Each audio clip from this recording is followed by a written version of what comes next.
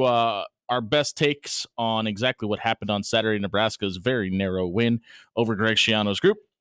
Our friends, Emma Beebe, and one of the mentors from Big Brothers Big Sisters of the Midlands is going to join us at 6:15. His name is Mark Garcia. Dan Capen is setting in for John Schreiner tonight. Brian Munson will join us at 6:30 to talk all things Nebraska football recruiting. And then we'll buy or sell on several different topics. I don't know if you know this, but Vandy was turned this Saturday. We're going to discuss that in the social media soundbite. And then we will tell you what we just didn't see coming, what we were right and what we were wrong about in college football this week as well. 402-951-1620. You can also get a hold of us at After Hour 1620 on Twitter. Dan Capen in for John Schreiner. Brody Heidemann in for Dan Capen. I'm Jimmy Allen. We'd love to hear from you tonight about Nebraska's next 6 games as well as we try to predict the future. As Matt Rule told us at the beginning of the season, it was impossible to do, and everybody's good. He might not be wrong about that. But Nebraska does pull out the win against Rutgers on Saturday. And just to start the game off, man, it was so cool to see Ndamukong Suh running out of that tunnel again. And for a guy who, obviously, he's been a little bit busy up until this point in his life, winning Super Bowls and filling in on NFL franchises here and there, to see him to be able to come back and kind of see the fruits of his labor in a little bit in some ways. Obviously, he's donated all that money towards the weight room. He's been impactful in Nebraska's recruiting just because, let's call it what it is. He's been the most noticeable face in that program for over the last decade. So that was the first thing that stood out to me because I didn't know if Ndamukong was going to do that. He's been a very private person for the majority of his life. And the thing that surprised me the most is he has never been a handshake and say hi type of guy with fans. Yeah. He was chumming it up a little bit on Saturday. No, it was really cool to have him back. And I mean, especially, I don't want to say it's been a resurgence in the last couple of years, but I mean, it seems like I can't go a day without being on social media at some point in time and seeing that infamous Tom Brady clip that he has when he, I can't remember who he was talking to. It was some sort of thing where he's in front of a big audience and he's getting interviewed by someone. It was his kind of like one-man show type thing. Yeah. And he's like, Ndamukong Suh was the baddest MFer that I've ever met in my entire life. He's crazy in a good way. And it was like, yeah, in a bad way. No surprise. The one thing I want to talk about is don't step on my quarterback. The one thing I want to talk about is the offensive line. And it kind of feels like everybody is giving the offensive line a little bit of a pass and not really talking about it. And there's a lot to unpack here because I think there's actually a lot wrong with the offense for a couple of different reasons. They could pass protect relatively well, but I think that's a lot of a compliment to Dylan Raio's ability to get rid of the ball quick because the wide receivers are still struggling getting separation, and that's been a problem since the beginning of the season, dating all the way back to UTEP where it wasn't really happening all that well. And you've also got the injuries on the offensive line that have stacked up. You've got the Micah Mazuka issue that seems to maybe be fixed, maybe not. I mean, that's going to be an ongoing thing throughout the rest of the year. And obviously, Ed Foley getting killed because of the punt block situation in Saturday's game. But, like, that's also kind of on the offensive line. And you get the problem with the long snapper as well. Yeah. But it just feels like there are just little holes everywhere throughout this offense. And the other thing is, you had, like, we're kind of seeing glimpses as to why Rahmir Johnson hasn't been appointed the guy year after year after year. I mean, you've got the play against Purdue where he stepped out of bounds and then came back in to make the catch. He had 3 holes on Saturday that were wide open, and he just chose not to run through them. And I think Dante Dowdell has been appointed the running back number 1 spot because he's the one guy that can compensate for not having vision in some ways. I think Emmett Johnson still struggles with that quite a bit as well, but he's got the explosiveness if he does see the hole. But Dante Dowdell is just the guy that'll lower his shoulder and take a linebacker with him if he can.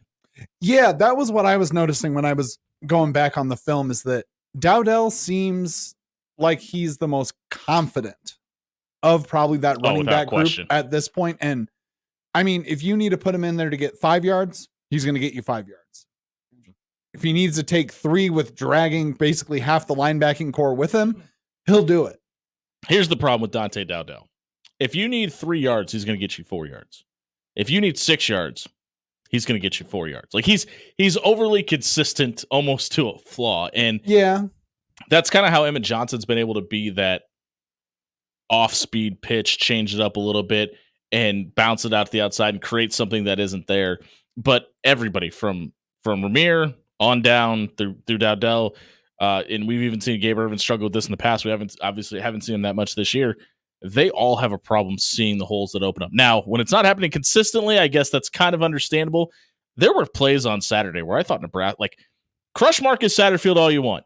Saturday was not one of those days you should have done that. There was a couple there were a couple wide open guys that Raiola just didn't see. There were, I can count off the top of my head just from watching the game back today, 5 plays where there was a hole where the running back almost went the opposite direction. Didn't even see the hole, just went completely the wrong way. Does it seem to you like the running backs are kind of panicking in the backfield a little bit and that they're making too quick of a decision? Because that's what there were a couple of those runs where they weren't hitting the hole. I would say yes, but this has been happening consistently for 5 years. Like that has been a problem for, like, it's not, I don't think that's been unique to this group of running backs, but the one thing that I could think of that would make that happen wouldn't make sense, because it would be the addition of Glenn Thomas. And if it was happening a year ago, Glenn Thomas wasn't here a year ago. So if it's multiple voices in that room, that's the only thing that can make sense. The only other thing that I could think of, and this is pure speculation, I don't think this is the case, but like just seeing it happen on film and seeing it happen and talking to some people where it's happened other places, I'm wondering if the scheme is going one way and the conversation EJ Barthel and that group of guys is sounding completely different. Now, may not be the case, and guys just may struggle with vision, and that's also a very big possibility. But it's just so consistently happening that it makes you wonder, okay, are we missing some? Is there something we're not seeing here that's happening Tuesday through Friday that is making this happen on Saturdays? I don't know. It's one where it just seems like they're going first read, only read.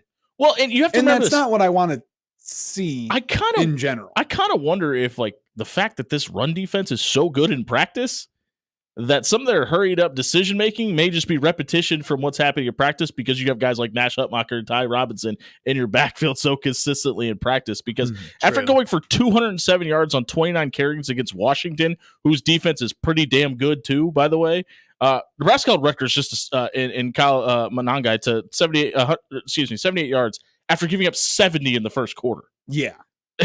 That's good, by the way. And plus you had the 2 stops in the red zone where they just handed it off to Monangai and was like, okay, we're going to make you stop the run. And Ty Robinson said, I understood the assignment. I can stop the run. Jimmy, you mentioned the Marcus Satterfield and how he was doing this past week. Talk about the play design. He had some interesting play designs in there. Yeah, the one thing we always talk about, Matt Rule always talks about learning from losing, right? And I think the one thing they're going to take away from that Illinois game about, like, adapting philosophy, where we've heard Matt Rule talk about, hey, I'm going to start basing our winning and losing of the coin toss off which direction we want to go into the win versus receiving and kicking, et cetera, et cetera, et cetera. Like, it feels like they took some of the formation design stuff that they saw from Illinois and went, oh, how do we do that? And that's what football is, right? It's a copycat sport. The Bonner touchdown where they had that little read, and then there was also the screen pass, I believe it was to Barney, where they kind of pull the guy. There was a little end around. Those were plays I don't think I've ever seen a Nebraska team run. I mean, maybe in prior weeks, similar formations and similar concepts. And I wonder how much of that is what Matt Rule talked about today in his press conference, where he said, we're having conversations about we got to get Jacory the ball, we got to get Fedoni the ball, we got to get the ball to Bonner, we got to throw downfield to Banks, et cetera, et cetera, et cetera. I think the thing that is missing from this team, and it could be the reason that the running backs have the issues they have, and we haven't been able to see the wide receivers get the separation we were hoping for. It doesn't really feel like Nebraska's offense has an identity. Like, they don't have that one thing they can really hang their hat on. They've got a lot of really good talent, and they go to that. They try to spread the ball out and be as multiple as they possibly can, but they don't have that one guy where it's 3rd and 3. You need to have it, and you know where the ball is going. Now, that could be a blessing. That could be and that could be a curse at the same time. But through 6 games, Dylan Raiola is 113 of 169. That's 67%. That's pretty good on his completion ratio. 9 touchdowns, 3 picks. I think you can only credit him with the one. The one interception on Saturday is the only one that I point at and say, okay, that's on Dylan Raiola. Yeah. Now, the stat sheet obviously has him having the 3 picks because you've got the 2 where it's landed in the receiver's arms and just come to the defender. But I really only credit him with that 1 pick. But his play has been different since it's got to Big Ten play. Just 4 touchdowns and obviously 2 picks, the one in the end zone against Illinois, and then the one on Saturday. But his body language looks different. And I'm not saying, listen, he's going to transfer guy. Keep your phone down. Don't call me. Let me explain. It really feels like for the first time, the speed of the game is catching up to the freshman quarterback. And he's swimming a little bit. Now, you got a bye week here, and you've got a Indiana defense that's prone to giving up some big passes. Now, the wide receivers have to do their side of the duty as well. But Dylan Royal's body language next Saturday is what's going to intrigue me more than anything in that entire game. Yeah, I mean, it wasn't, I will say, was not as bad as the Illinois game. I don't know if we're allowed to share after hours show secrets on here. Yeah, well, no, but I mean, after we all watched that game, you texted us and said, "Hey, does it look like they gave up a little bit?" I didn't love it. Like I just the way he was kind of hanging his head a little bit, and the way he just kind of like slauntered to the sideline after the fumble that was recovered by Gatua. Like it just didn't look great, and did not. He had a little bit of a reason to be frustrated. I mean, the offensive line wasn't really holding up their end of the bargain by any stretch of the imagination. But I mean, talk about the turnovers for a second. Nebraska's +6 in the turnover margin right now. They were -13 at this point through 6 games a year ago. So, I mean, that's a +19 gain for the offense this year. And a lot of that is because of Dylan's play. And one of the things he's been criticized with this season is hanging onto the ball a little bit too long in some scenarios. Well, if guys aren't open, you can't just throw to a spot. Like, you can when you get a little cachet and you've kind of earned it a little bit, and that's more of a comfort thing than an earned it thing. So I think Dylan's more than earned it, but Dylan was only 6 games into this, and I know it doesn't feel like it, but sometimes he's probably like, I can't throw this one because he's a football Pierce. Listen to him talk. He probably feels like he hasn't earned it. I was going to say it is one of those things that I always have to pull the reins back on a little bit and be like, he is a freshman. This is his first season playing college football. Well, the coaching staff said they weren't going to do that. Might surprise him a little bit. That's the coaching staff said they weren't going to do that with Dylan, and I believe him. And here's why: for 8 years, we had to listen to coaches, and this is not just taking a shot at Frost. This is back to Riley and those guys too. We heard them say things that we didn't see on Saturday. Best week of practice. This guy's pulling his weight, et cetera, et cetera, et cetera. Right? Matt Rule is not afraid to do that. Case in point, yesterday he was asked about tackling and talked about how much more they were tackling in practice because of how they didn't tackle against Illinois. And he goes, "We had to get better at tackling." And then stopped, paused, and said, "We got to get better at pump block protection too." And we got to get just pointed out some things that he wasn't asked about, but volunteered up because he understands that the 93,000 head coaches in the seats on Saturday at Memorial Stadium understand what they're watching. Yes, and to Ed Foley's credit, you had that one blocked punt, bad, terrible. Yeah. Brian Buschini is a killer this year. Yeah. Boom Sheeny is back. This is the Brian Buschini game. That's what it's going to be remembered as, for sure. And also 100. He has a 100 quarterback rating. Yeah, perfect. Go Brian. But to Matt Rule's to compliment Matt Rule again about his presence at a podium. He made sure, like, listen, he knows that people are not happy about the special teams performance on Saturday by the pump blocks and the way they were called. He gave credit to Brian Buschini for the pass downfield to Jalen Lloyd, but he said, "Hey, Ed wants to call that all the time, and me as the game manager, I have to manage." So it's like, hey, make sure you give Ed Foley his flowers too. Yeah, and obviously he's got to.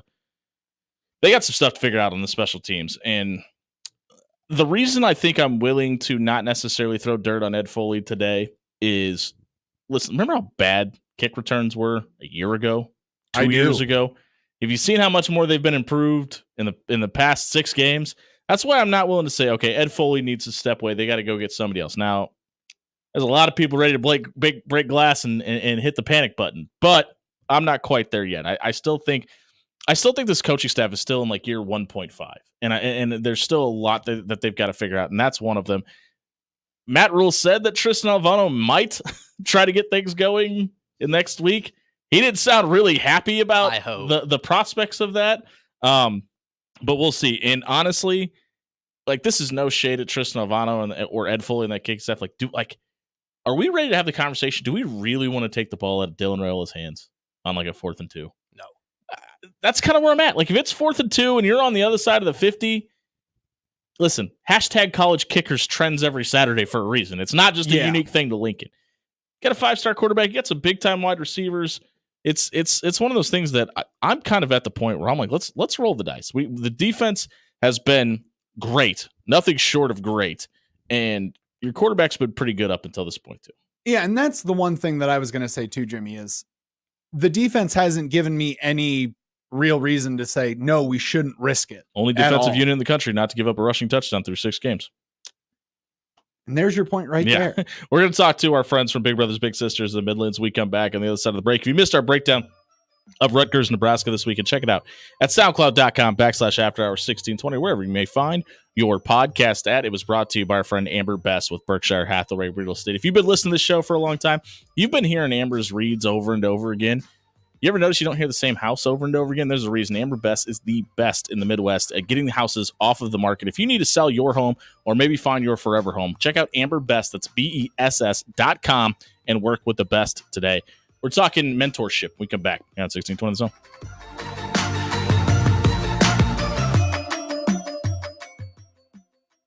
Hey, everybody, it's Jimmy Allen here for Jerry Ryan Clothing and Sportswear. It's a bye week. What does that mean? That means you have time to hit up the local shops and get yourself some brand new Nebraska gear. Yeah, we're talking Mizzen and Maine. Yeah, we're talking Johnny O, the best polos on the market. Maybe you're watching the stream right now and you're looking at me and saying, hey, where'd Jimmy get that sweet quarter zip? It's from Jerry Ryan. They've got the best polos, quarter zips, and vests in red, black, and gray from Mizzen and Maine, Johnny O, and Peter Millar. Stop by tonight.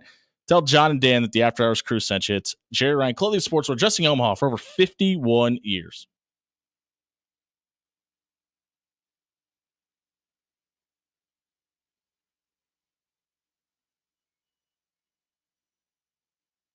Spectacular weather into this evening with the sunny skies and temperatures in the 70s.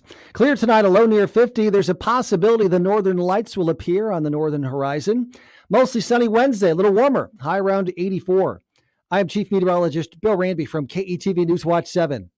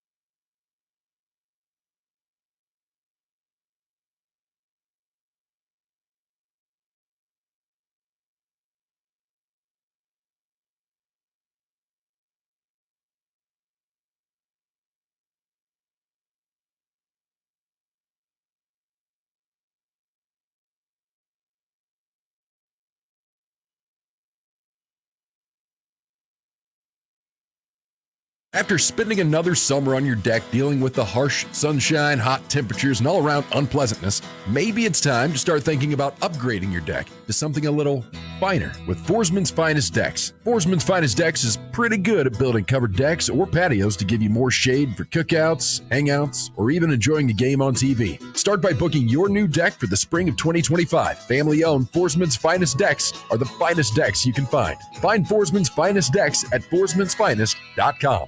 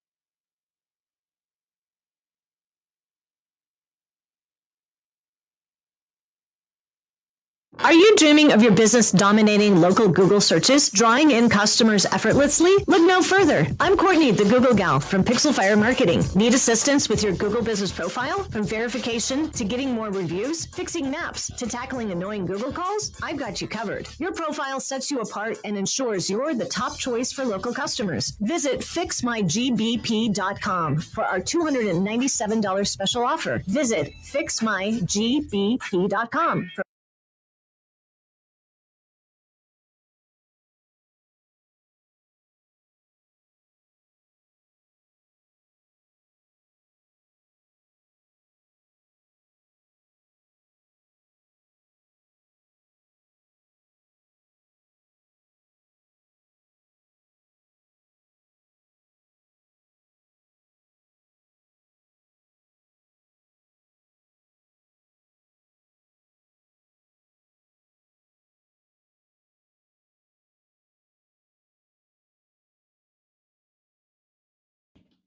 $6:21 on a Tuesday night here on 1620 The Zone, brought to you by Bellevue University. Keep up to date on all things Bellevue Athletics by downloading the BU Bruins app to your smartphone tonight. You keep up to date with all things being a great mentor by heading over to our friends, Big Brothers, Big Sisters, the Midlands, where Emma Beebe and Mark Garcia join us in studio tonight. Guys, thanks for being here. Appreciate it. Brody, let's make sure both those microphones are on, please. Mark, we'll start with you. You're a mentor in this program, and why was it a big deal for you to become a mentor and work with a little brother? One thing that stood out to me is I just put myself in, the position of a kid. Sure. When we're all kids, we all could have probably used somebody that had some good tips for just going through life. Yeah. And then growing up, you kind of do that self-reflection and realize, hey, there's a lot of people out there that could probably use this right now. So that was one thing that definitely encouraged me to make that first step. You're from Corpus Christi, Texas. How long have you been in Omaha? A little over 22, 23 so years. So it's home. I pretty much call Omaha home. Sure, yeah. What is the biggest difference you've seen in the youth? Because obviously you spent your younger ages down in Texas versus the youth you see in Omaha. I think there's a lot more people involved in football in Corpus. Sure. But over here, there's a lot of soccer, basketball, volleyball. It's a lot more mixed as far as what options they offer out here. And that's good. And it's very versatile. So that means there's a lot more kids out there trying to get involved, which that means they'll need a little more mentorship too of people to encourage them and be there for them too. Yeah, Emma, let's talk about that. Because last time you guys were here, we were making that push to 30. That was back in July. Did we eventually get to the 30 male mentors? Yeah, so right now we're at Fantastic. 30 male mentors, and our campaign actually started September 1st. So okay. That's right. Oh, that's right. You're fine. What is the next goal, and how many more littles do we have out there that are waiting on male mentors right now? Sure. So our campaign officially ends October 30th. So our main goal is 60 men in 60 days. Right now, our wait list has about 90 plus youth, with 70% of those being littles who are boys. That sounds like a really bad rom-com movie too, by the way. If somebody wants to become a mentor, where can they go to do so? They can go to our website, mentoromaha.org. And Mark, if for anybody that's out there that's on the fence, why should I become a mentor? What are some of the benefits of being a big? Well, me personally, some of the things that have actually stood out to me is most recently, he brought up one, topic that was going on in school, like a certain situation that popped up. He told me his side of things, and I kind of gave him a few pointers like, oh, do you think maybe this could have been what was going on with this other person's life or in that moment? And seeing that aha moment, that light bulb go off, seeing him start to think more than just what he originally thought at face value, seeing him grow, and you can see people start to think and apply a different perspective. And I think that's been one cool, unique situation. But there's oftentimes that we hang out and there's always some sort of highlight that stands out. Do you have a favorite moment that you've been able to share with your little? When I was teaching him how to throw a spiral. Yeah? Yeah, that was pretty cool. How quick did he get it down? I would say by the 4th or 5th try. Very cool. That's awesome. Yeah. If there's one thing that you want to accomplish in your time as a mentor, is there something that kind of stands above anything else that you want to maybe see them accomplish, or maybe you want to do with them? I want them, or I guess my specific little, I would definitely like to see it grow in him to be a little more, considerate of others. Because when they're with you, they see how you are in public. Yeah. So they're always watching how you act, how you talk to people. So seeing that transfer over to him, and him have someone, like in this case, me, for that position to actually reflect that and go off of, I think. And I don't want to speak out of turn. Emma, correct me if I'm wrong. A lot of the reason that these kids need mentors is they don't have a lot of male figures in their life. Is that something that you've seen in your little? And is that something he's expressed? From what I've seen, I believe it's a little bit of both. Sure. Just having somebody more focused for him. Yeah. It's a lot more encouraging for him. Emma, why is the cutoff October 30th? Yeah, so our cutoff is October 30th just because fall's a great time to become a mentor. Folks are back in school. You might have a little bit more time on your hands. You're getting your mentoring opportunity in before it gets cold out. So we just chose fall to just be kind of our fall male recruitment season. How long is there a date on how long you are the mentor, the big in their life? Is there a cutoff period, I guess is what I'm asking? Absolutely. So we just asked for a 12-month commitment. So you meet with your mentee twice a month for at least 4 hours a month. And then after that, you can continue your match after that 12 months, or you can, things happen, pop up, you don't want to continue. That's perfectly okay. But we do ask for that 12-month commitment. One more time, where can people go to become a mentor? Absolutely. Mentoromaha.org. Well, we appreciate you guys for being here. Mark, thanks for stopping in. Emma, we appreciate all of the times that you've stopped by throughout the year. And hopefully we can send a few more mentors your way. Again, head over to mentoromaha.org. Become a volunteer and work with Big Brothers, Big Sisters of the Midlands tonight. We'll be right back. Catch up with Brian Munson from Husker Online and On3. We come back. If you missed that segment, check it out at soundcloud.com/afterhours1620 or wherever you may find your podcast. That is brought to you by Controlled Comfort Heating and Air. And I cannot talk to you enough about my friends at Controlled Comfort Heating and Air. We were in LA for the Bud Crawford fight. My air conditioner went out. It was 101 degrees here in the Omaha area. Controlled Comfort came out within an hour and got my air conditioning up and running an hour after that. If you want to work with the best HVAC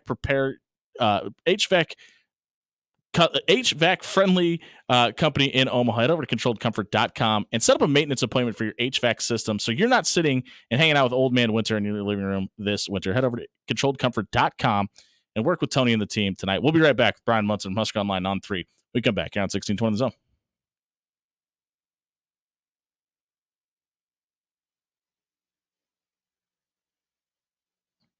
Hey, everybody, it's Jimmy Allen here for Bob Williams of Williams Law. We all know somebody likes to get out and have a little bit too much fun, and sometimes those people make bad decisions, get behind the wheel of a car afterwards. If you or somebody you know is dealing with a DUI, they're expensive, they're dangerous, they're just not worth it. But if you or someone you know is facing a DUI charge, call 402-522-6317 and let Williams Law walk you through the process and explain your rights. Head over to williamslawllc.com or call 402-522-6317 and get a free, no-obligation legal consultation today.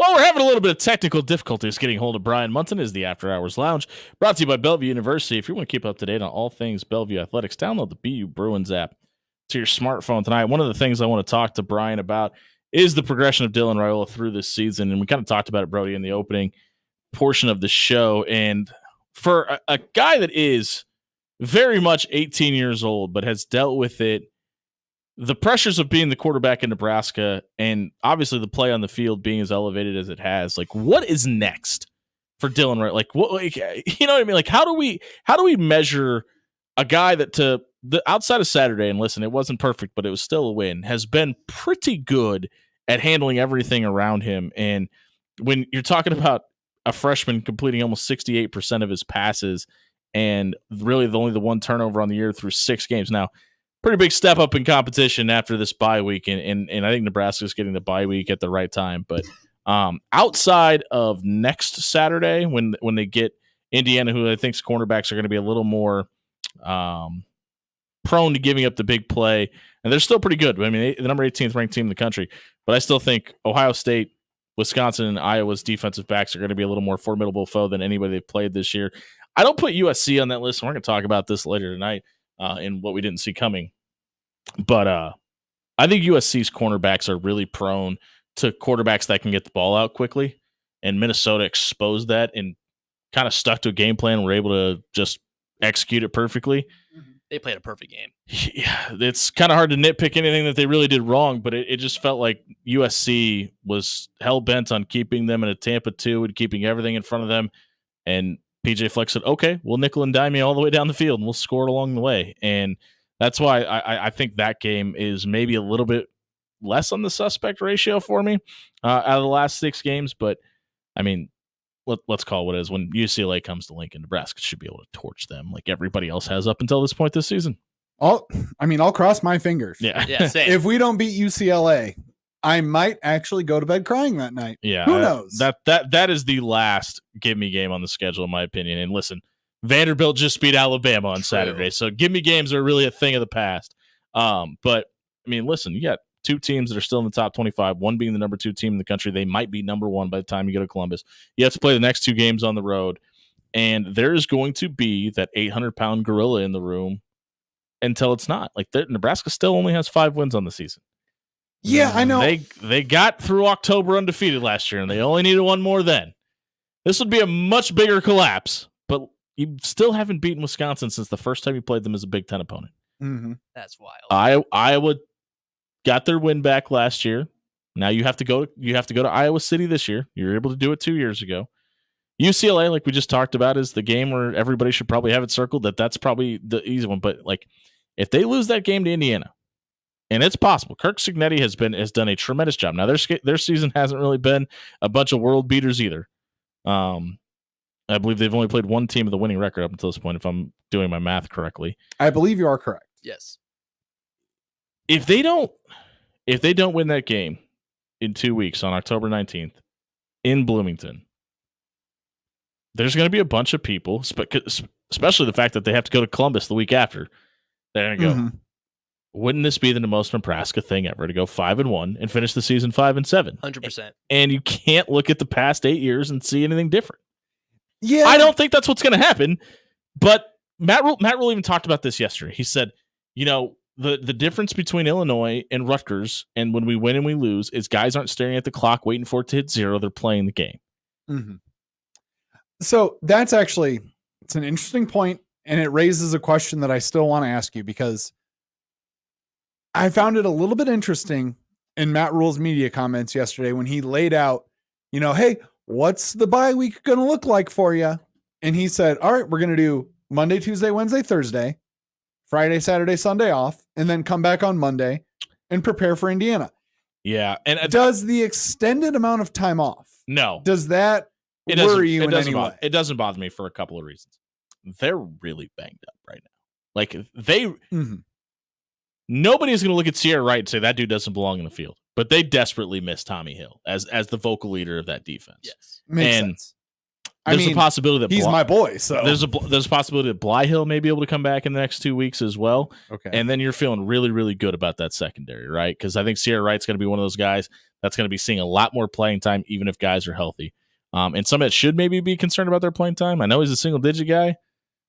Malcolm Hartsock should probably be looking over his shoulder because there's some guys chomping at the bit to take that spot from him. Oh, yeah. And that's a good thing. That's what this team needs. This team needs guys behind them chasing them to make them better. I'm not saying it's going to happen. I'm just saying that's the one guy that maybe should be concerned about it because that defensive back room is deep and talented. And there's a couple guys that still got some redshirt games still available that I think are going to buy for some playing time as well. It was really good to see Riley Van Poppel on Saturday too. I was glad he was able to get into a game in that situation with the stakes on line because that dude just loves competition. I really hope he sticks out at Nebraska, and I think he will. I think he's going to redshirt this year, but he seems to love it here, and I think he's a guy that when Nash and Ty are gone, you can kind of start to hang your hat on the defense around a guy like that. And obviously with Cam and Prince Will and guys like that around him, it's going to help too. But no, the time off doesn't bother me just because of how banged up they really are. And Rule talked about it yesterday. He's like, we're one of 2 Big Ten schools that haven't had a bye through 6 games. And obviously they're going to get a second one later in the season. But I feel like this one comes at the right time because you did get those first 6 games out of the way that felt like they were the easier part of the schedule. I know you didn't win all 6. Yeah. But you got those out of the way. And now on paper, the tougher schedule is ahead of you. And how you prepare for that is obviously going to be based around these next 2 weeks. And maybe even better, more than preparation, being healthy heading into them is going to be a big deal. Yeah, and I do like that they have a week off and then they get to play Indiana because it's a good ramp up for what they're going to have to kind of take on towards the end of this season. I mean, on paper, yeah, because they're the number 18 team in the country. But like when you look at Kurt Cignetti, John and I have talked about this when he got hired. Like that was a great hire, and we don't plan on him being in Bloomington very long because he's that level of head coach. But they're the only team in the Big Ten to have 3 conference wins. Now they've played more than every other team except for UCLA. But they're 3-0, and they've been able to handle business. They went out there and just completely curb stomped Maryland. They beat up on Northwestern, and they kind of exposed UCLA. Mm-hmm. Now, those are 3 teams that when we're probably getting to the end of the season, you're going to look at the bottom of the Big Ten, and they're going to be right there. But that's kind of where Nebraska's been for the last 8 seasons. So I think this is the first, and I'm going to take Illinois out of it. I think this is the first measuring stick game of the season because it's not a guy in Brett Bielema who has been in the Big Ten and knows the lay of the land and has his kind of footprints in his fingerprints all over the conference. It's a guy that, okay, he's 1 year behind Matt Rule, but is still relatively new to the conference. And they've had some early success. And for a lot of people last year that were saying, we don't want to wait for a rebuild. It should be plug and play. And you're pointing at Indiana and saying, see, they can do it in Bloomington. I would wait to see what happens in 2 weeks before you start saying, hey, we want it to look like what that guy's doing. Because I think Kurt Cignetti is a very good head coach. I think that's a very well-coached team. I think there's some talent there. He's obviously brought a ton of talent with him from James Madison. I think there might be a little bit of smoke and mirrors with the Hoosiers. Yeah, so that's where I think that you and I would disagree. Because I don't think it is smoke and mirrors with the Hoosiers.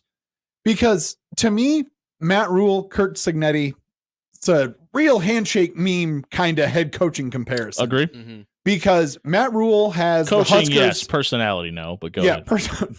Not at all in personality. That'd be more of an oil and water comparison. Yeah, but they both have kind of this same, like, all for one for all kind of team mentality. And it seems like Kurt Cignetti kind of has the boys in Indiana believing in him and believing in themselves. And it's very similar to what Matt Rule has down here, where he's a little bit more on the encouraging end of things. And he's a little bit nicer in general. I think Kurt Cignetti's a little more Coach Prime than you're leading on. I mean, you think so? Yes. I haven't been getting that. Let me tell you something. All that much from his media availability. Kurt Cignetti is great, and he'll tell you all about it.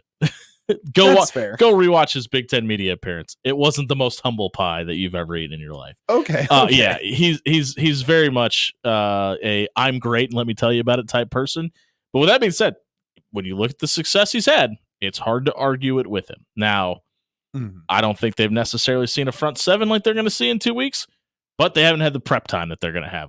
Also, they're getting their first bye as well. Indiana is the only other team that hasn't had a bye yet in the Big Ten, and I think you're gonna see who Kurt Cignetti is, and I think you're gonna learn a lot about who Tony White is.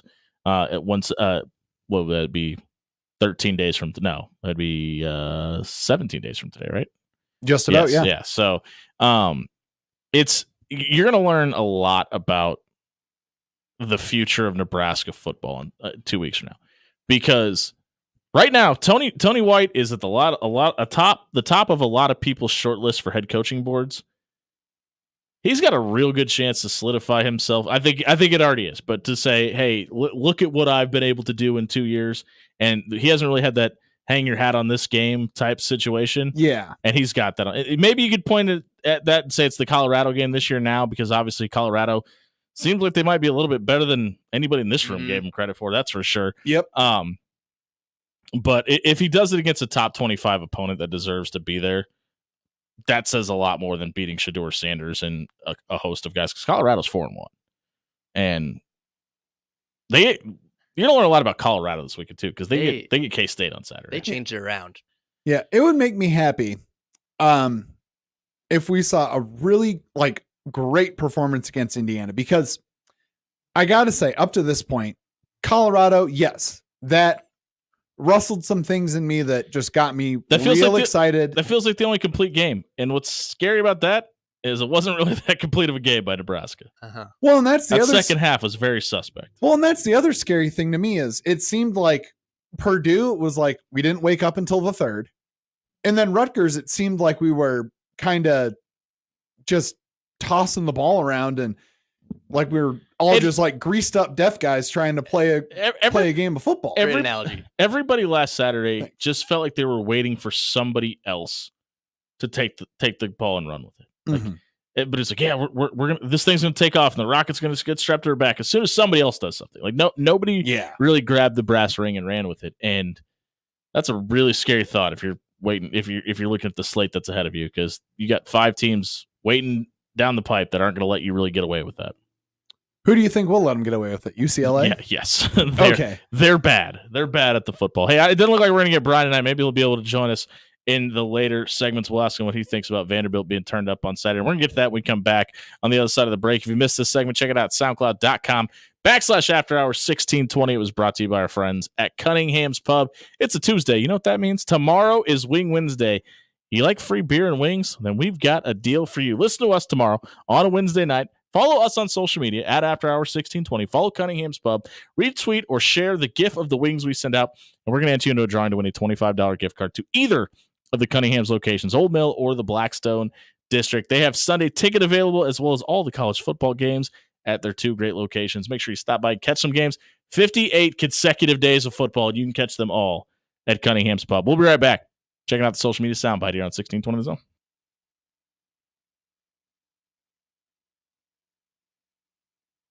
Hey, everybody, it's Jimmy Allen here for Forsman's Finest Decks. It's spooky season. If you got the big Halloween party planned this year, but all you got in your backyard is a slab of concrete and some grass, have the finer things. Let Forsman's Finest Decks come build you a deck, put a cover on it, and add that something your house has been missing. Head over to forsmansfinest.com and have your dream deck built this spooky season.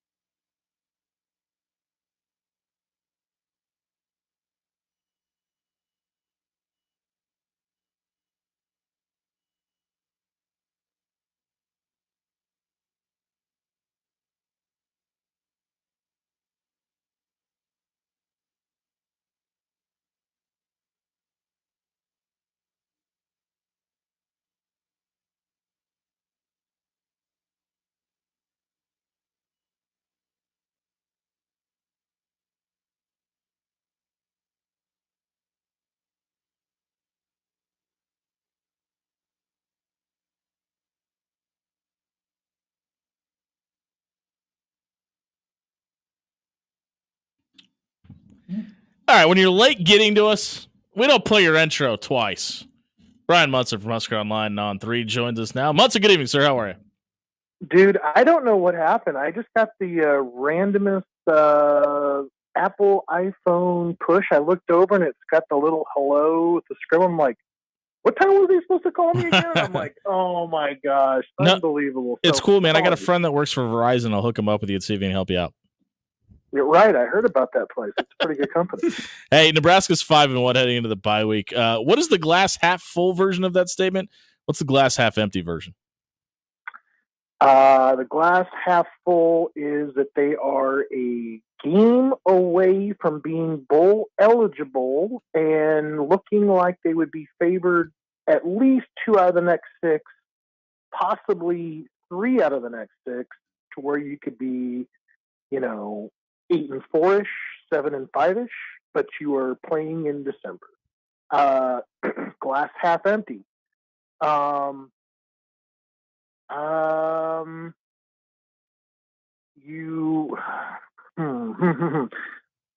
not a great second half team. Still not a team that has a great ability yet to run the football. Not a lot of offensive identity at all. I would have probably included the defense in the first part, but I like the part where, getting bowl eligible is like the bigger picture thing. The defense definitely included to be part of the first answer. But I think special teams and the inability to run the football are definitely right now the Achilles heel. And just, those are 2 big parts to why it's going to keep Nebraska back from maybe possibly winning that 3rd game in that group in the last 6 games. What's the biggest reason why Nebraska can't run the football?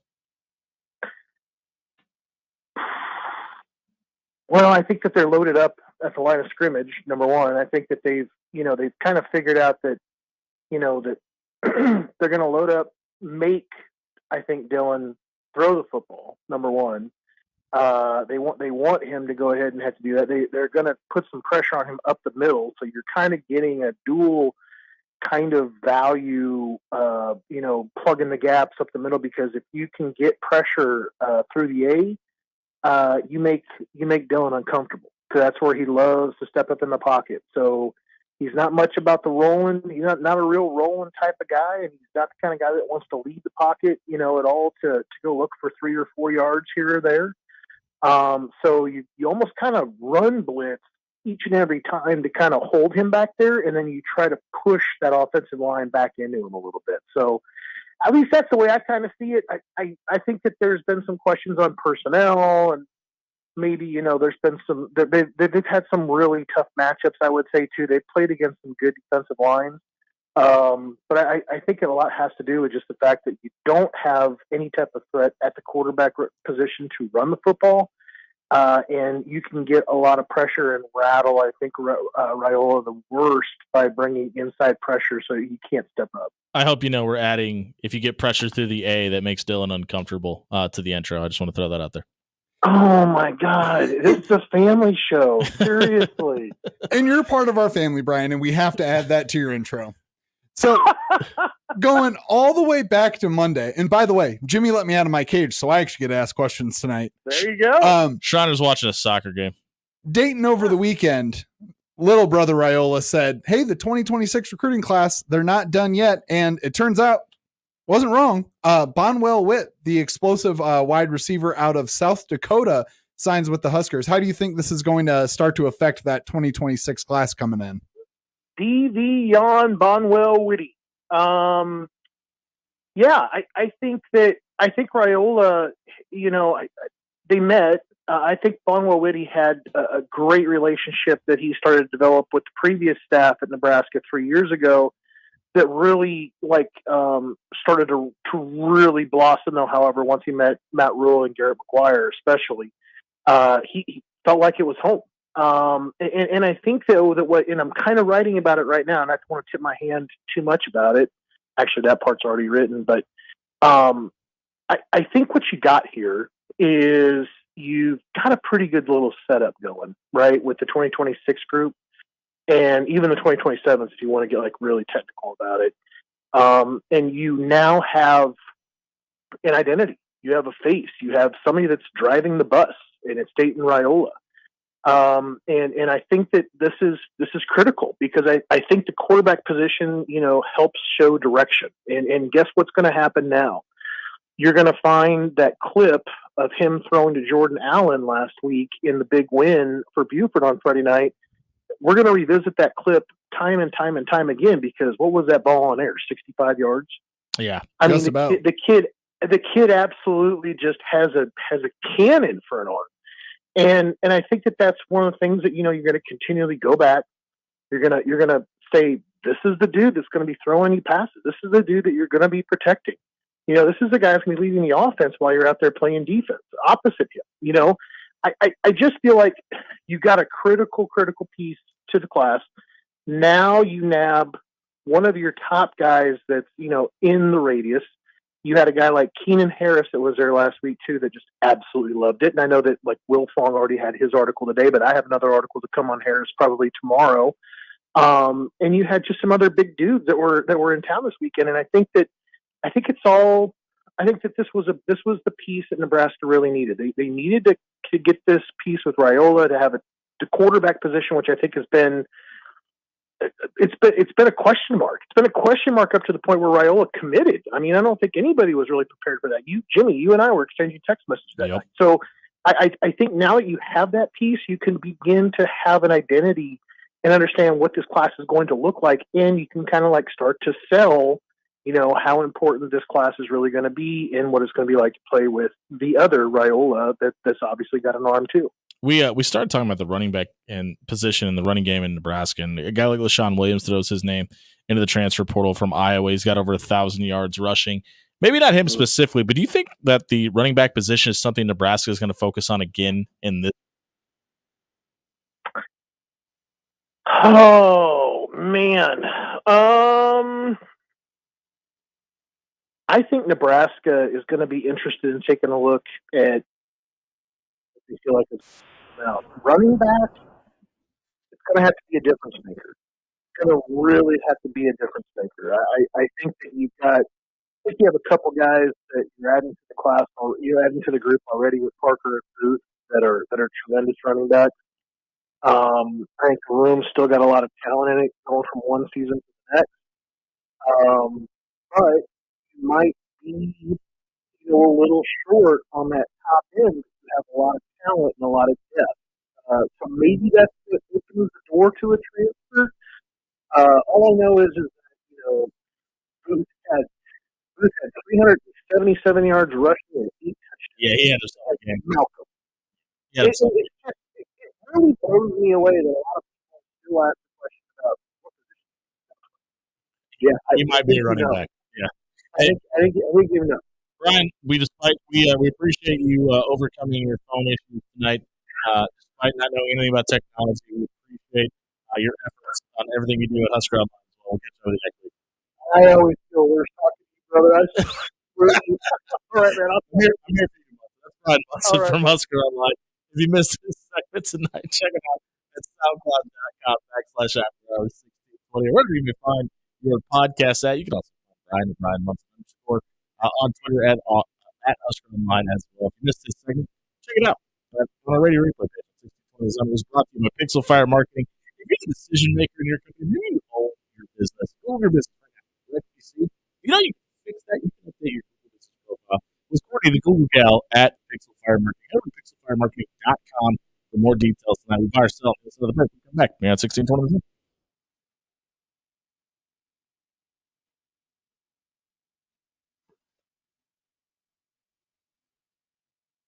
Take it from me. You never want to have to call a plumber. Hey, but it's Jimmy Allen here. And I have been lucky enough and blessed enough the last 2 months when my plumbing problems have come up because of the children in my house. My friend Nick at AX Plumbing has been there to help me. We found out we had a leaking toilet because our 3-year-old likes to push up on it and make it come off the wax seal, and maybe that happens to her house. And you ever have like a $3,500 drywall repair bill? I'll tell you what, you can prevent all those issues by giving AX Plumbing a call or checking out axpservice.com. If you have a big plumbing problem that you just can't afford financially and you need help financing available at AX Plumbing, head over to axpservice.com. AX Plumbing. Check out the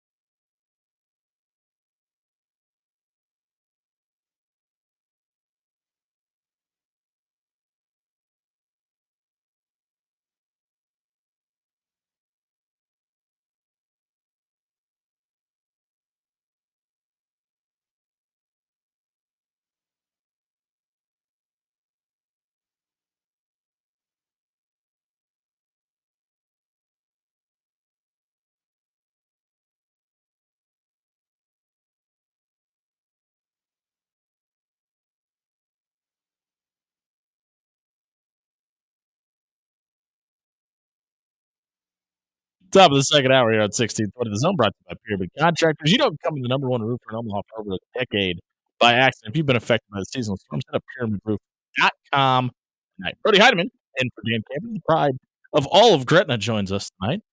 He's got some sports-related questions. Good evening. All right. There's been a firing in the NFL. Fire, you say? Fire. The Jets decided to fire Robert Saleh. Jets owner Woody Johnson told ESPN to fire Robert Saleh with mind and mind alone. By yourself, this was the right time to fire Saleh. Two things. Woody Johnson's the best name. Second, it was the way wrong. You got to let him finish out the season. And all this tells the entire locker room is this is Aaron Rodgers. And you don't want if you're the Jets, because I don't know how many 41-year-old quarterbacks that lead teams in Super Bowls. Oh, it's only been Tom Brady. Good to know. Yeah, you needed to move on from Aaron Rodgers before you needed to move on from Robert Saleh, in my opinion. Because neither one of them are going to win you a Super Bowl. But Robert Saleh is lesser of two. Yeah, I mean, so I sell that this was the right time to fire Robert Saleh because I agree with you, Jimmy. You either should have done it at the end of the season, or if you knew Aaron Rodgers was this unhappy, which, big shocker, Everybody did. everybody knew he was going to be unhappy, you should have fired him at the end of last season when you didn't put up the numbers that you were hoping. You know who I want to hear from? Like, honestly, Garrett. How does Garrett Wilson? Yeah, less Brees Hall because Garrett Wilson is a little more hinged to Aaron Rodgers. Yeah, but like he has been on the ball, and he's only got 13 catches for the year. I don't know. This is one of those things that when this came out today, I immediately thought of, oh my gosh, I gotta finish this book because Ian Connor put out that Aaron Rodgers Oh, that's book, right. and I just got to the chapter where he finally is like, all right, I know why you all bought this book for an exorbitant amount of money, which, by the way, not it's a great book. I finally got to the chapter where he talks about cutting off his family, and you realize that it's, oh, he doesn't just cut off his family, he cuts off Everybody. his friends, his lovers, his girlfriends, people that he's barely known. Like when they said he cut off his family, I was like, oh, he's not talking to his mom and dad and his brother and sister. No, he cut off his entire extended family, including his grandma and grandpa. It's a weird. I want to correct something. Garrett Wilson has 33 catches, not 13 against Minnesota. He gets the most catches he's had in the season. They fire their head coach. I don't know. It's just not going to One of these things is not like It's not going to work. You want a hot take? It's not going to work out. Go ahead. Well, I was going to read Dan's first question, but that's the good night. So I'm not going to. That's it. Go and skip that one. We're going to skip that one. We're going to do Jimmy's second question. Things got Chippy in Game 2 of the NLDS Jurickson Profar robbed Mookie Betts of a home run, and after he stared down the fans and gave them a lip. Fans started throwing stuff onto the field. Tonight's game is in San Diego. Buy or sell the Padres fans will be more tame than the LA crowd. May I? Because sell. The owner of the team and the mayor of San Diego have already come out and said, hey, we want blood! Don't be gyps, folks. Don't throw stuff on the field to delay the game. And spoiler alert, if there's anything that people in San Diego will not do, it's listen. Yeah. He also looked at him and winked really hard. Not really, but it was implied.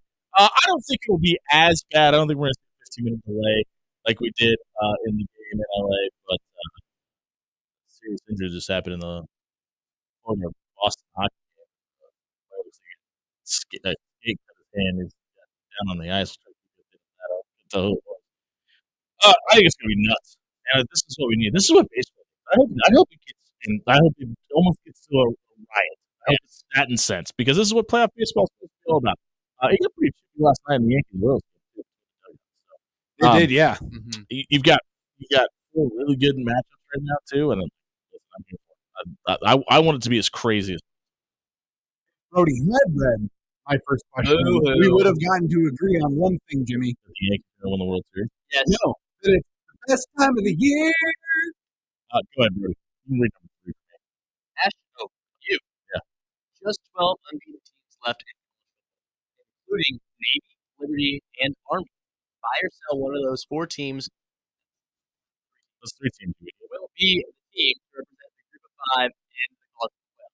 How to do math. Listen, here's the problem with that. Navy and Army still have to play each other. Both teams still have to play Notre Dame. Liberty's playing tonight. They are 4-0, but they haven't been as dominant as we thought they would be. How much does the committee look back at that state game that got canceled last week in the Hurricane as kind of negative in the positive negative columns when they get to that point? They have FIU tonight, Kennesaw State, Jackson State, Middle Tennessee, UMass, Western Kentucky, and Sam Houston. I think they lose one of those games. I still think Boise State is the team that's up in the group. Yeah, I'll stay right behind you on that. I think it seems like Boise State's got to be the one. Go and read my number 4. Dan, your girl. Caitlin Clark is set to play in the LPGA golf course in Bel Air, Florida. Buy or sell, the WNBA's newest star, a permanent. I love it. This is exactly what she should be doing. She said in her final post-game press conference of the year, they're like, "What are you going to do now that your season's over?" And she said, "I'm going to play golf." No, wrong sport. She's going out there and she's going to play golf at the Sorensen this weekend. So I'm here for it. Sell, you idiot. The AM in Pro-Am stands for amateur. The only reason she's going this, she's not going to be a permanent staple on the LPGA. Everybody put your fever jerseys away. You're not going to be able to wear them more than once. Caitlin Clark is a really good basketball player. Some people say great. I'll be one of those people. Just stick to the hard one. I don't know. She might be a good golfer. I don't know if she's LPGA. Oh, she's not permanent. Oh, this is a permanent 2-sport athlete. And you said buy. Yeah, I buy. Okay. She's going to be an athlete in 2 sports. Dan's questions are obviously inferior. No, but go ahead and pick one more. Drake May has gotten the nod to start for the Patriots. Many are saying, finally, buy or sell is going to go as bad. People in Boston need to turn your radios up or probably your apps. I don't know if the 60 makes all of these. Turn your apps up a little bit. Listen very, very close. Be careful what you wish for. This is not going to go well. Listen, I've been a Drake May hater for 2 years now. It has nothing to do with it. I don't know if there's anybody that's going to be able to step in the situation they have in Foxborough, Massachusetts right now to be able to do something. They probably should have rode the Jacoby Brissett train all the way through the end of the season and tried to fix all the clearing problems they have with that offense before throwing Drake May into this fight. I don't think it's going to go well at all. Yep, and you know what I've said time and time again, Jimmy. The young quarterback you throw out there and say, "Hey, it's time for you to start," is never a good idea. Well, other problem. He's not a good quarterback. Yeah, that's problem number 1. The other problem is, if you want to do this, why would you do it last week against the Dolphins or next week against the Jaguars? Why the Texans this week to make a run? That defense is going to eat and run. That's bad. Like real bad. Read the room. The Texans. Yeah, I was gonna say somebody probably wearing a red, white, blue jersey, but I guess that's either. They have no weapons. They have like KJ Osborne was somebody who pointed out and said, "Okay, that guy's got some clout. He's been hurt the entire season. Like they can't run the football, they can't throw the football. Like no line. Is Drake May really a better option today than Joe Milton would be? Because I don't know if the answer to that today is he a better quarterback overall? Probably. But is he a better option short term? I don't think so. It's really a lose-lose situation because the Patriots are going to lose and Drake May is going to lose some cachet within their organization. For everybody. That sucks for a while. It doesn't suck this show. You can do it anytime and check it out at SoundCloud.com/afterhours. 1620 is brought to you by our friends at Controlled Comfort Heating and Air. It's fall. That means it's time to get the maintenance done on your HVAC unit so you're not hanging out with your living room this winter season. They can also check your AC unit, make sure the seasons of summer and spring didn't take too much of a toll on your AC unit. Well, get the maintenance done on your HVAC system this fall with Controlled Comfort Heating and Air. Head over to ControlledComfort.com tonight. We'll be right back. Brody Hedman's going to be a trash take. We can up.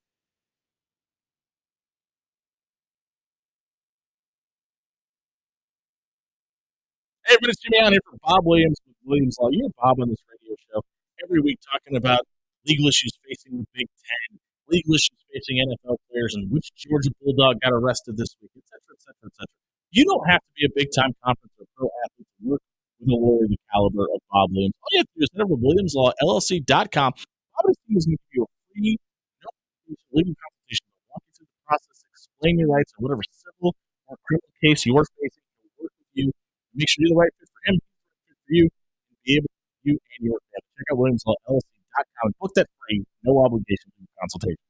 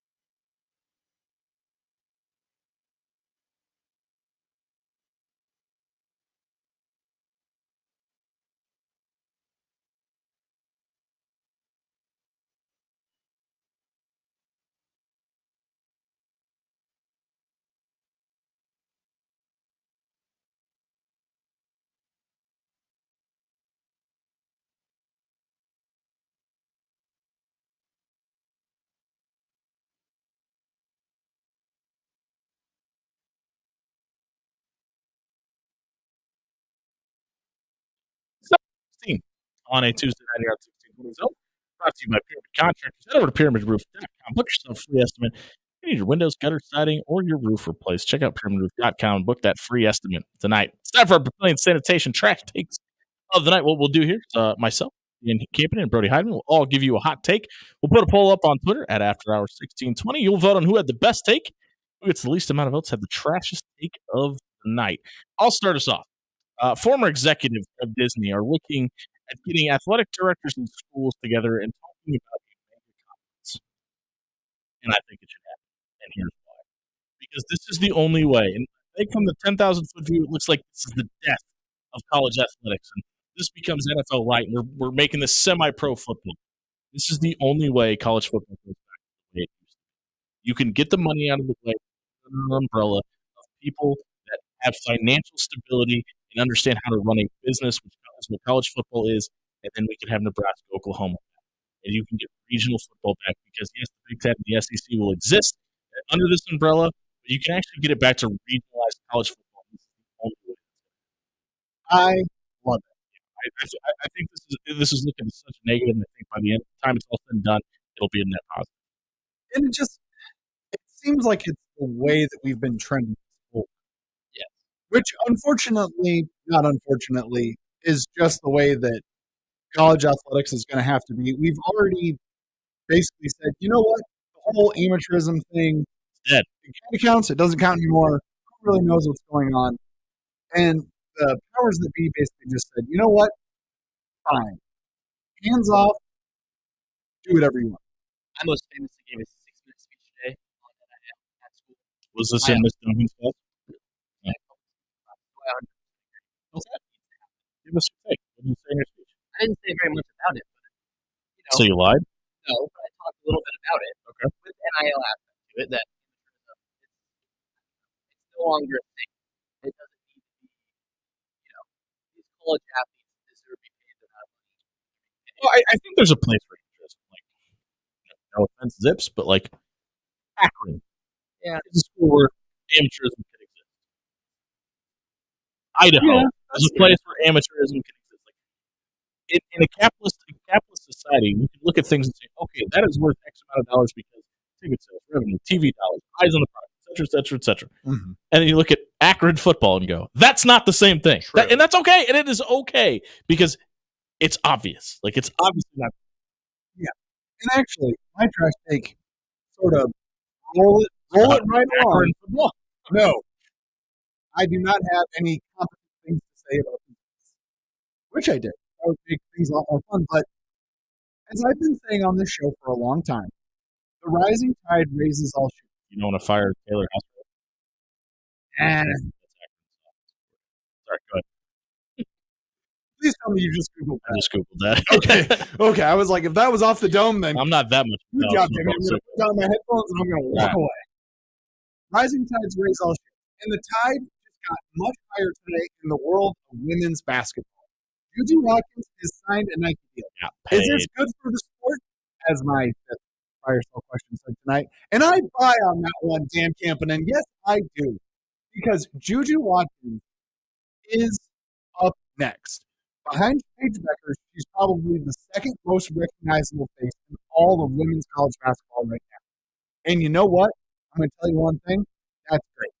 Because A, she's already really over Beckers. Yeah. Sorry.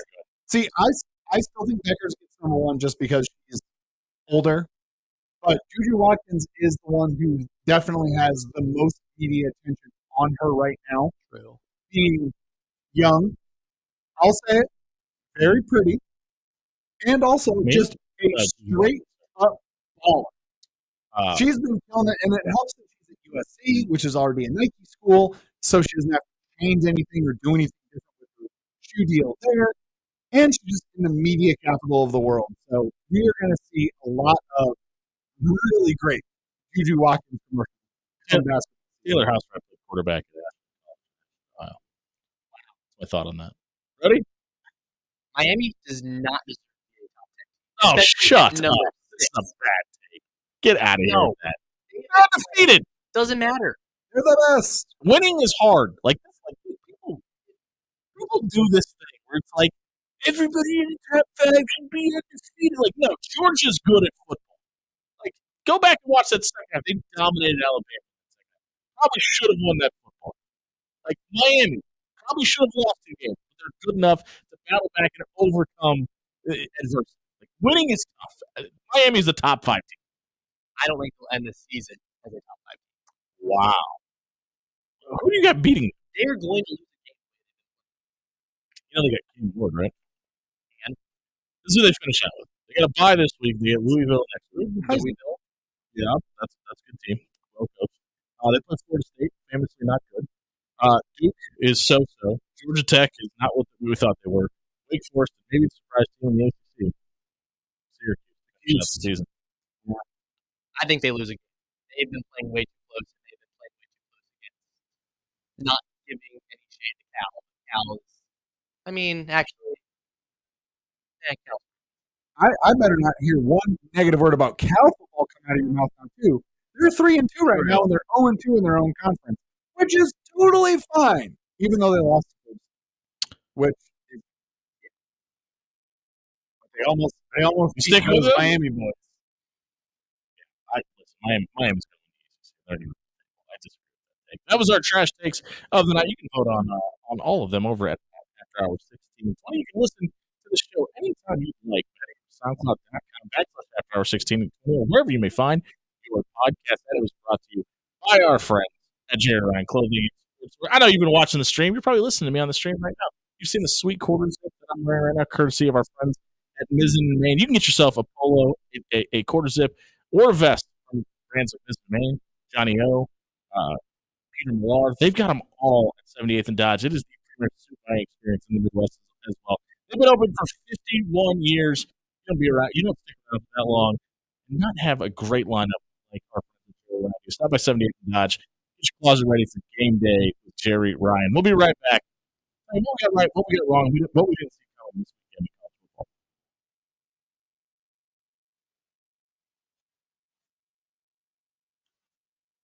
Whoa, Dan Campion. Let me cut you off right there because it's Jimmy Allen here for Pepper Jack's Grill tonight. Now, listen, you've been hearing me tell you about my favorite, the steak rice bowl at Pepper Jack's. We got a new number one in the house.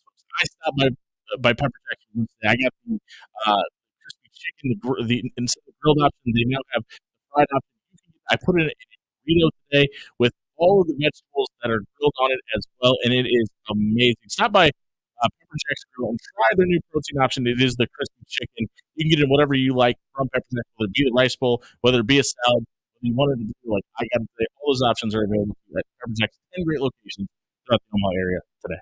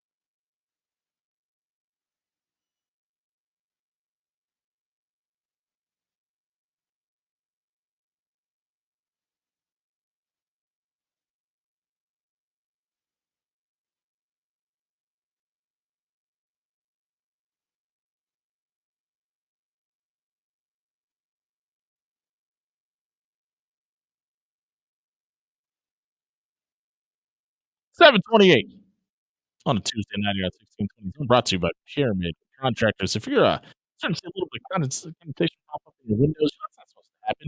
Your windows are outdated, need to replace. Work with the number one roofer in Omaha for over a decade. It's Pyramid Contractors. Head over to pyramidroof.com.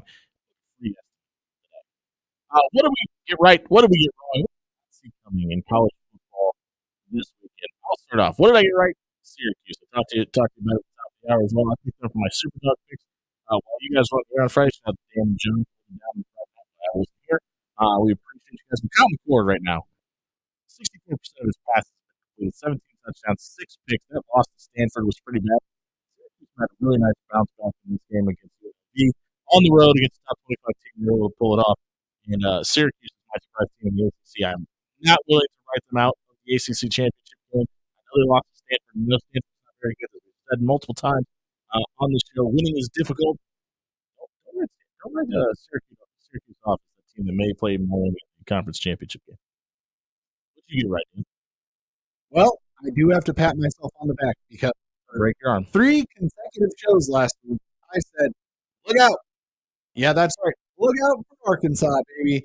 They're going to play spoiler this summer season. And I said Sam Pittman was going to save his job. Gosh. I hate that it had to be Tennessee, but boy, oh boy, did they come through for me. Yeah, those Razorbacks and Sam Pittman, they just put on a real defensive clinic in that game. We didn't get on Saturday. Talk about it earlier to bring it up. Like, so many people are killing Nick Saban because Nick Saban made the comment that the only place that's difficult to play in the SEC, there isn't difficult to play in the SEC is Vanderbilt. You might watch college game this Saturday. Yep. Saban talked openly about how difficult the run concepts are to defend Vanderbilt's been running this year in the option attack. Like, brought it up. He's like, hey, listen, I think Alabama's going to win this game. But the way Vanderbilt's been running the football this year, it's going to give them fits, and that's something you're going to rip in practice, etc. He said Alabama was going to win, but he openly talked about how difficult that run game is to defend. Do you think he talked to DeBoer? Like, do you think he still is in the room with DeBoer? No. Not at all? Kalen DeBoer doesn't. Like, I know it's Nick Saban. Kalen DeBoer doesn't need it. And I don't think Nick Saban wants to be that.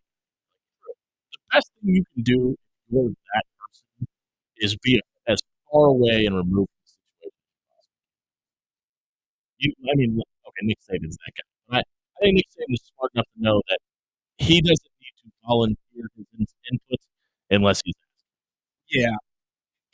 He's smart enough, and he's been doing enough TV now that he's starting to realize that he can just give us opinions to Kalen DeBoer every Saturday morning from 8 to 12. Yeah, and people care enough about what he has to say, but I don't think the Alabama faithful want to hear from Nick Saban anymore. Really? Oh, I totally agree. I don't think they want to be reminded of what they've lost. I promise you, big time overreaction was like, how do we get Saban back as an analyst for 4 hours? What I got wrong, Texas A&M. I said it all offseason when we had our guest in from SEC Unfiltered. I said, I don't see how Mike Elko comes in and plug and plays into the situation, turns around the situation in College Station in 1 year. I didn't understand how their win total was set at 9.5. I didn't understand how they were a 2.5-point favorite against Missouri on Saturday. I thought Missouri would beat easily. A&M was up 28-0 and never looked back after that time. Le'Veon Moss is one of the most exciting players in all of college football. It's a ton of fun to watch. That being said, I'm going to go back on the limb here and be wrong again because I had them on upset alert next week. They're going into the Starkville on a bye, and obviously Mississippi State not great this year. But it's a little bit of a trap game. They upset Missouri last week, bye this week, and they get LSU the following week. And in the SEC, it's 3-0. They should be a little bit scared about what's happening next Saturday at Starkville. It's on the road in the SEC. It's a game in between 2 top 25 opponents. The bye week may come at the perfect time. That's not a great spot for them, though. What'd you get wrong this weekend? Well, the thing this weekend, this entire season so far, I've just been dogging the heck out of Penn State and out of James Franklin, and I don't know. He's 5-0 now, so maybe he's starting to turn me into a believer. Beat West Virginia moderately convincingly, barely beat Bowling Green, took Kent State to the cleaners, beat Illinois rather convincingly, and took on UCLA and walked out of there moderately unscathed. This, kind of like you, Jimmy, is my butt moment because they do still have to face USC, who is no slouch. They also have to face Ohio State. And after what we saw in Minnesota this weekend, that could be the team that gives them fits. You never know. But James Franklin is very looking different very opinions good. on Penn State. I probably felt worse about Penn State after the last 2 weeks. I've gotten better just because of the fact that they've been able to achieve a 5-0 record.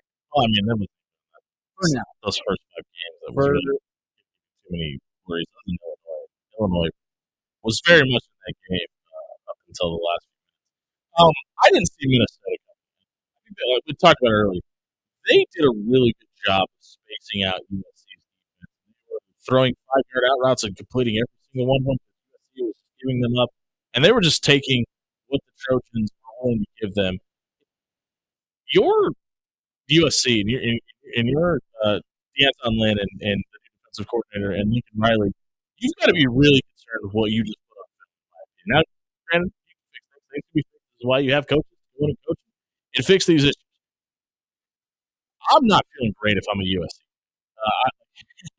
It's one of those things that had the struggle of having to come into the Big Ten. You haven't necessarily really done it with the utmost grace, and there was obviously going to be some learning curves along the way. But it's Minnesota. Like there was people calling for PJ Fleck's head just a couple of weeks ago. You're now 3-2 in the season. You lost at Michigan, and Michigan is obviously a downturn year. You lost at Minnesota. In the Big Ten, teams are 1-6 when they have to go more than two time zones away. So if you're jumping more than one time zone, only one team has won. It's been an upset. So it's been a 1-6 ratio for Big Ten teams going from West Coast to the East Coast, or vice versa. That's not a great look for those teams. If you're USC, feeling pretty good about this week because Penn State's going to come from the East Coast to the West Coast. So history says works out pretty well for you. We'll see how. And listen, it's a 2:30 kick Central Time. So it's a 10:30 kick there. It's a 9:30 a.m. kick on the East Coast where Penn State's at. That's going to be an adjustment period. It'll be interesting to see what James Franklin and those Indian lines adjust to that move. Yeah. So what I didn't see coming, Jimmy, was the team that's out in Provo, Utah. A word I like to say a lot. Listen to the show. Yeah, I guess I should have because beating Kansas State 38-9, and then beating Baylor 34-28 immediately the week after. Granted, again, you still have to take on some pretty great teams. Are they the Cougars? Yes. Oh, that's interesting. The Cougars of BYU are looking to be the team in the Big 12 that they had hoped that they would be. Maybe. Okay. Just a general reference to the LDS church. Well, you got to take on note in that Arizona offense this week. It's in Provo though, but yeah, that defense is horrible. If you haven't watched BYU play this year, it might be the most exciting team to watch in the Big Ten. That's probably the most exciting conference. Or Big 12, excuse me, in all of college football. Marvin, Thelma, and Provo. Those are three good ones. Yeah, they got a favorable schedule too. When you get Arizona this week, they're going to be an 8.5 point favorite. They who's not as good as we thought they would be. A Cam Rising with Utah probably on November 9th. Finish out with Kansas, who's obviously down this year. Arizona State, who's obviously down this year. Houston, who's obviously down this year. BYU's got a legit chance to run the table. Yeah, and I mean that Utah team, they're a very good team. That defense is really good. I'm not going to say anything negative about Utah in general, but if that could be a top 10. If you're putting the Utah and the Cougs against each other, Holy you war, have baby. to wonder which team is God going to be on the side of, and it's got to be BYU. Listen, you got a situation where BYU, or excuse me, Utah's players, let's say TCU, are going to be favorites, maybe even double digit favorites in all three of those games. So they're going to come into that game with one loss on their record. They're currently right now 16 in the country. BYU is number 15. This schedule shakes out the way it could. They just win the games that they're supposed to and are favored in. That might be a top 10 matchup for the Holy War, and may even decide who's playing in a Big 12 championship game. How crazy it'd be if BYU. I think they're going to. I mean, I think the team right now. Texas Tech is playing pretty well. Like I just kind of scratched off that loss to Washington State. It was a weirdly timed game out in Pullman, and like they rebounded nicely. I mean, playing North Texas, we scored 66 points. Isn't going to hurt anything, but they absolutely put it on Arizona State probably struggled with Cincinnati a little bit more than we wanted to, but they haven't looked bulletproof. BYU is looking flawless right now. And it looks like right now Texas Tech is 3-0.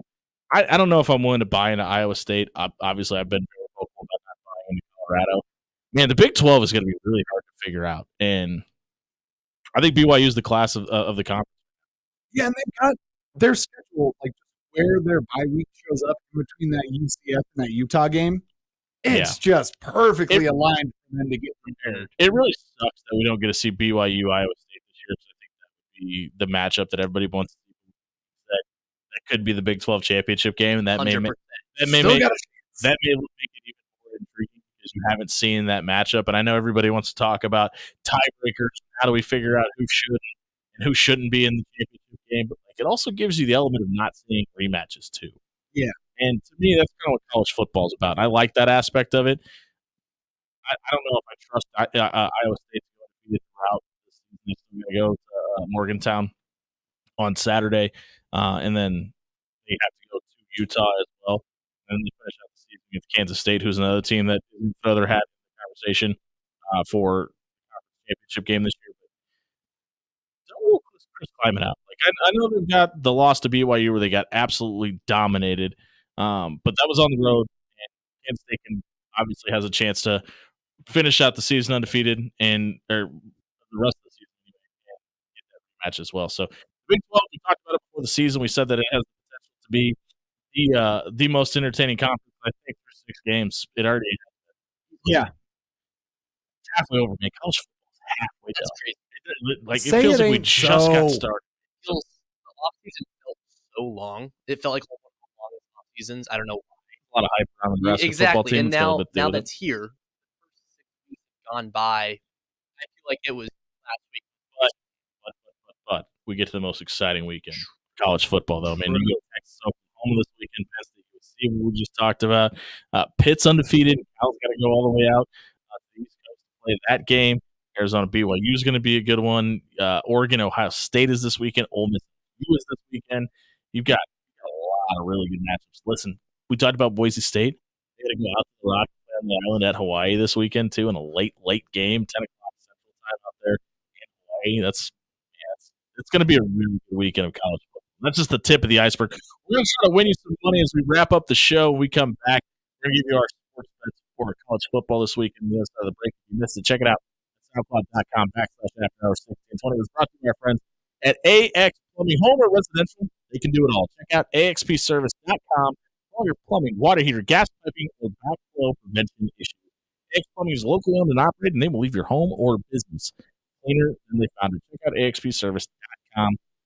We'll be right back winning some money on 1620.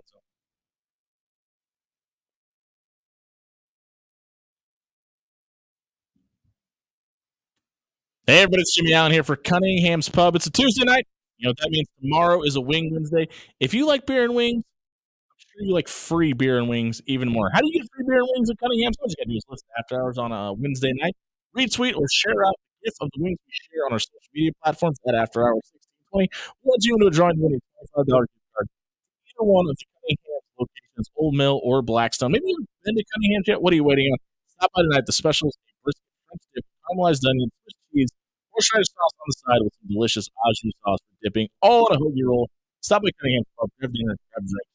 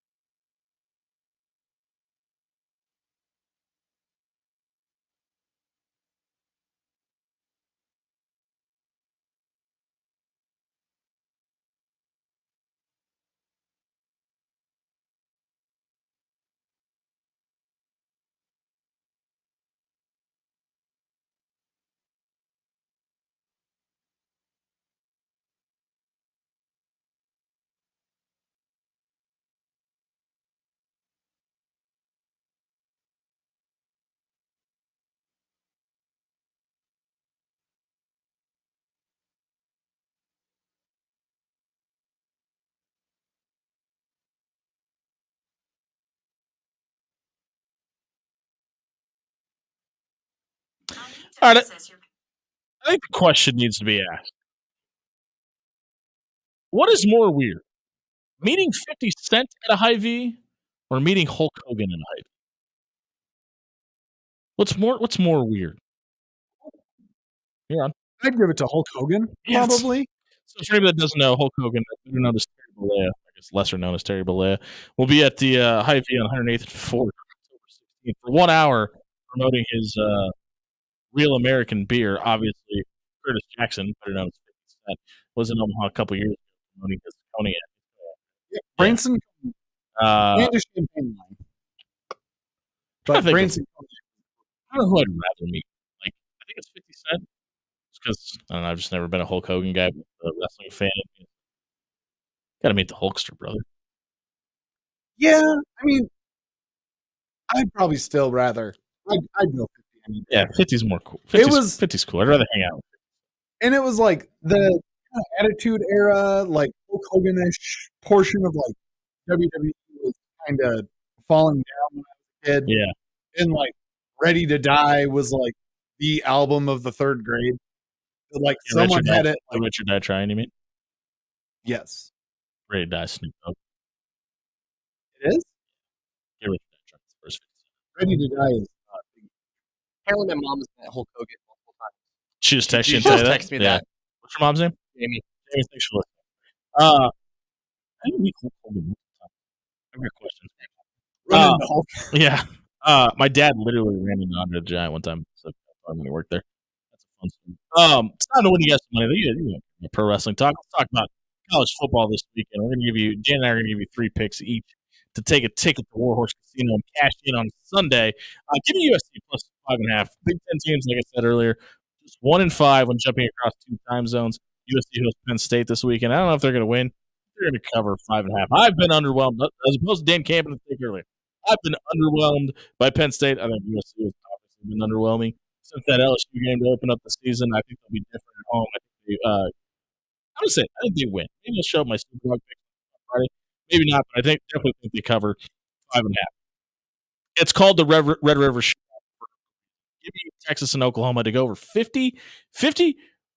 Just Oklahoma almost scored 52 years ago in this game. I know it's 2 different offenses. Quinn Ewers looks like he's probably going to be back in this one. I think that helps the over get there as well. I don't think it matters even if Arch Manning is in this game. I think both teams are going to optionally play defense as they normally do in this game. Give me the over of 50 in Texas and Oklahoma. And I told you about my affinity for Syracuse earlier in the show. Give me Syracuse to be the first to reach 15 points against NC State. That is a parlay. It's plus 455. Dan Campion? Well, I am only marginally behind you in the parlay numbers, but I think that Texas in that Red River Shootout is going to be the first to 30 points. Ooh. Along You're taking with the over then. Oh, yes, I am. Way on the over. Purdue is making the trip marginally, not that far away, up to Illinois this week. They are a 20-point dog. I think that Purdue is going to cover that 20 points fairly easily. I think we are overestimating Illinois in a sense and underestimating Purdue. Yeah, that offense hasn't been great. To be fair, I am comparing them to Nebraska a little bit and dipsticking both of those games. So that's always a fun way to lose a bet on my part. And then give me the under of 41.5 total points in Washington visiting Iowa. I like that bet. Both those defenses are really good. If you take all 3 of those, that is plus 446. We talked about the slate of college football games this weekend, and it's a really, really good one. Is there a game in particular you're looking forward to this weekend? Texas, Oklahoma, I got to say, is probably going to be the one that I will make as appointment viewing in general. It's just anytime those two teams meet, it seems like no matter who is at the helm and who is at the quarterback position, there are fireworks that go off in that game. And for some reason, they just know that it means more. And it's the first time that they're both in the SEC and facing off in it.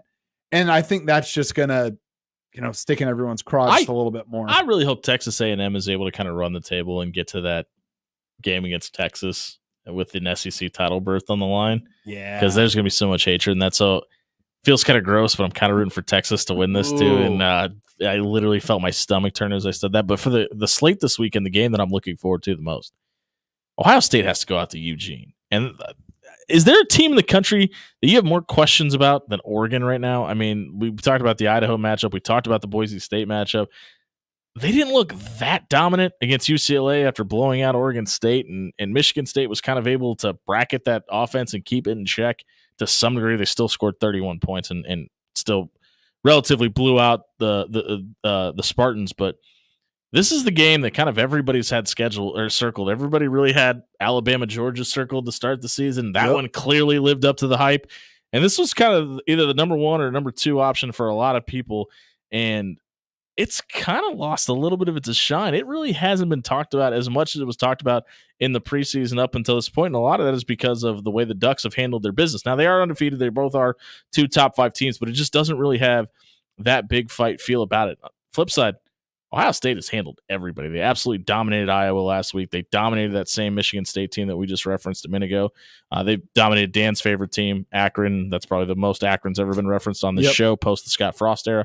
But like Ohio State is only a 3-point favorite in this game. Now they have to go to Eugene. We've talked about time zones and all of that. It feels like on paper, this should probably be close to like a 10, 11.5 point spread. It should be, but it's one of those games that we don't know what's going to happen until it happens. And that's the scary thing about Ohio State and Oregon, because Oregon is one of those teams that if they have a couple of down games and then for some reason they start believing in themselves, wild, weird, wacky things can start to happen. True. And we haven't even talked about the fact that we've got Ole Miss and LSU this weekend as well. So I texted Mary at about 7:00 and I said, don't be surprised if I do not leave the couch on Saturday. Yeah. You are going to be at work. You have no excuse to not let me leave the couch. Downside, like whoever scheduled this week, you suck because you gave us Texas, Oklahoma at the same time as Penn State, USC, and you gave us Tennessee, Florida, Ohio State, Oregon, Ole Miss, LSU, all in the same window. Like, is Walmart having a TV sale right now? They better be. The good news is Florida, Tennessee is on ESPN. Ohio State, Oregon is on NBC/Peacock, and ABC, ESPN will have Ole Miss, LSU. So you will be able to flip between channels, and it isn't like one of these games is only on streaming, which is the stupidest idea ever. And this is what makes football great, because you can flip between all of the 100%. Games and have them on multiple TVs like I do in my living room. But like, you could have staggered these games easily. Like, I know you have big noon kickoff for a reason in the Big Ten right now. Why wouldn't you just put Oregon, Ohio? It does really surprise me that Oregon, Ohio State isn't in that big noon kickoff window. And I think that tells you that, like, maybe big noon kickoff isn't as big of a deal as the Big Ten wants you to think it is. I don't think it is. And it really hasn't been all season. The best games have to be in primetime. They have to be in primetime. Like, who has the big noon kickoff game this week? I'm trying to figure that out. I'm trying to look through this here. Is it Northwestern in Maryland? No, that's not. That's tomorrow at 7. I was about to say, if it is, yeah, that tells you everything you need to know right there. Wrong. Yeah, Rutgers and Wisconsin is big noon kickoff this week. Yeah, they obviously don't know how to make decisions. There's your answer. But no, the Big Ten's got a great slate, though. Obviously, Oregon, Ohio State, Penn State, USC, and then Minnesota at UCLA becomes a little more intriguing with that win that the Gophers just pulled off over USC. It looks like big noon kickoff is Washington, Iowa. Oh, is it? Because it's on Fox. So yeah, you're right. Yes, I'm sorry. Yes, big noon kickoff is Washington, Iowa. Who cares about that? That game, 41.5, Dan, I think you're right, man. I think they can play 8 quarters. I don't think they're getting to 41.5 in that one. No, but is there a game this weekend you're looking forward to that we haven't talked about? I wouldn't really say a game. I'd say a player. Ashton Jonty. I'm staying up late. I got a homecoming on Saturday. Your boy. That game is going to be on right when I get done. I'm going to watch Jonty, and I'm going to be very happy. Yeah, listen. I know it's October 8th. Give him the Heisman Trophy. Please. Like, if he continues, I don't think he's going to be able to sustain the run he's on right now, just because it's such an astronomical feat to ask him to do. He's got 95 carries and already has 1,031 yards and 16 touchdowns. They've only played 5 games, folks. He's had a bye week in this season, and those are the numbers that he has. Like, I think he can, but to ask him to do it is astronomical. If he can even get close to stay on the same pace he's right now, to go for over 2,000 yards and 40 touchdowns in a season, it's not even debatable, right? You have to give him the trophy at that point. 1,000,000%. I think you have to, but I mean, maybe even just based off the highlights he's able to put together against Utah State alone. is mean, enough. It still just hurts me because I can't pull it away from Travis Hunter yet. That's what bothers me so much. Plus 1,600 to score a touchdown on Saturday. He did it on his first carry for 68 yards. The dude is incredible. The dude is incredible. You know this is incredible? This radio show, and you can catch it anytime on 1620thezone.com under our radio replay page. Our bets tonight were brought to you courtesy of Warhorse Casino and Sportsbook off 63rd and Q. Slots, table games, and yes, that Sportsbook is now open. If you or someone you know is having a gambling problem, call 402-806-7344 today. For Brody Heidemann, Dan Campinen, I've been Jimmy Allen. Happy National Pierogi Day, everybody.